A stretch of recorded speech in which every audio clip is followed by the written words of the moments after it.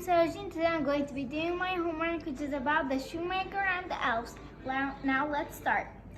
Although Peter Shoemaker worked hard and was kind to everyone in the village, he could never earn enough money making shoes. On this particularly cold and snowy day, all he had left in his workroom was enough leather to make one last pair of shoes.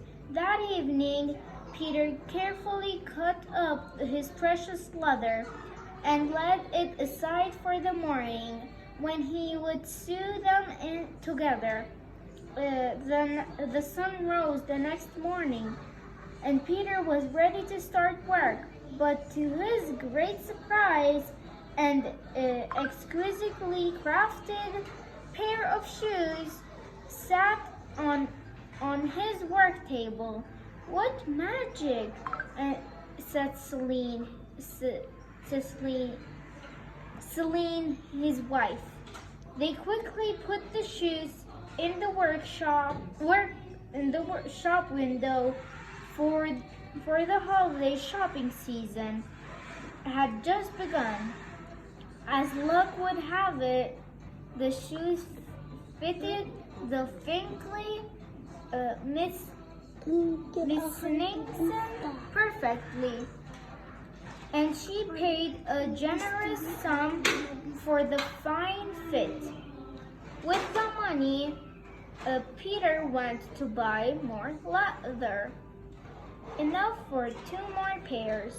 That evening, he once again set to work cutting his leather, and he left the pieces on the table when he went to bed, hoping for a good design.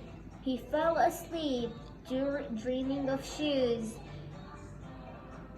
When he awoke early the next morning, he once again found the 2 finely crafted pairs of shoes before his eyes. Customers bought these up quickly, for they were masterpieces. Now Peter could buy enough leather for 4 pairs of shoes. This magical business went on for some time, and Shoemaker's name became well known for the finest shoes in town. These days, life was much better for Peter and Cecilia. One day, Cecilia said, "I wonder who has been helping us so much." Peter announced, "Tonight, we will hide in the workshop and see what goes on there." And so they did. At exactly midnight, 2 tiny elves tippy-toed in and began to work, swiftly making the fine shoes. They were shapily dressed shoes themselves,